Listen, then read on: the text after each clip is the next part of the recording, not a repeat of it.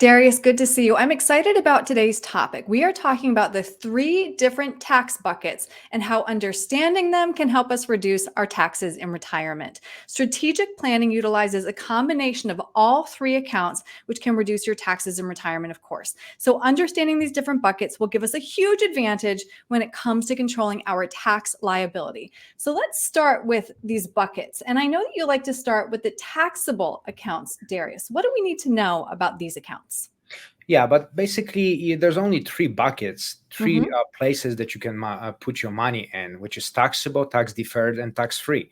The taxable accounts are your everyday savings accounts, money market, CD, stocks, bonds, mutual funds, which they usually create at the end of the year a 1099 form, and you have to pay taxes on those gains, and that will add to your overall income.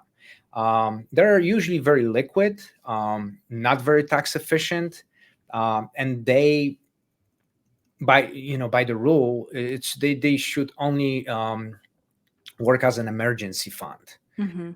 because they're liquid, but they're not very efficient. So you don't want to have too much money there. Mhm. And then the second bucket that we can see, tax deferred accounts. These are the accounts I think a lot of us are familiar with, like your 401k. But there's a reason that your 401k is also known as a retirement tax time bomb. Yes. Well, this is where most Americans have their wealth in their tax deferred bucket, which is 401ks, IRAs, um, pension plans, profit sharing, annuities. And that basically means that you don't pay taxes as you go. You pay them at the time of distribution sometime in the future. Let's say when you retire 10, 15 years from now, then you're going to start to withdraw that money, and then you're going to have to pay taxes on those distributions. But what you have mentioned is that that tax deferred bucket could create a potential tax problem in Mhm. the future, because we are in one of the lowest tax rates environments in the history. With all that debt, national debt, well, someday, sometime in the near future, tax rates will have to go up. And then when you start taking money out of your 401ks, IRAs, which are annuities, then if tax rates are higher than today, well, that's going to be a problem. You're going to have less money to retire on. So it's okay to have some money there, but not too much. And that there's other buckets that you can actually have money in, like tax free, which are much better, much more efficient.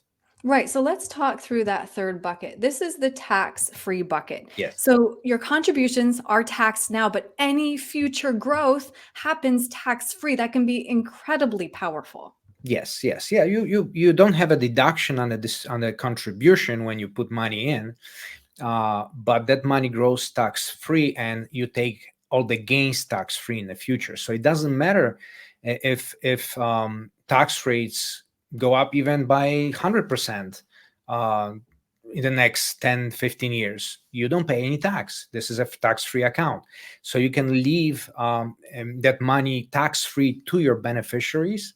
And also, those accounts do not have um, an RMD option, which is you don't have to take out minimum distributions when you are at age 73, which you have to from your tax deferred accounts. There's Mhm. also other tax free accounts like life insurance, retirement plans, which is like Mhm.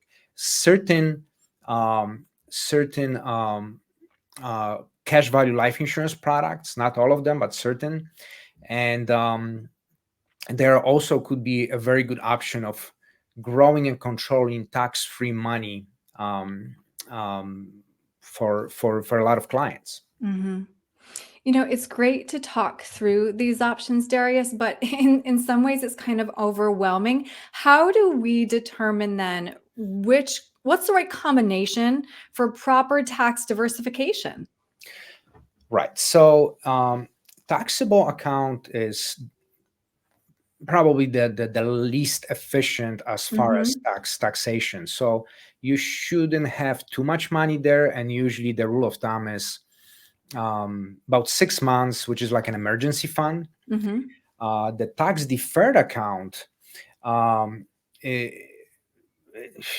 that's where most people have money and their wealth in this country, but you don't want to have too much. But how much you should have?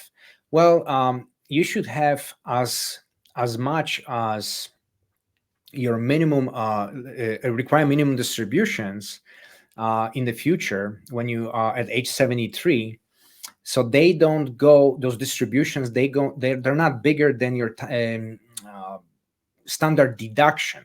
Because Mm. if you go over standard deduction, yes, you're going to pay taxes. But if you stay below the standard deduction, and as of now for married filing jointly for a couple, it's $30,000 a year.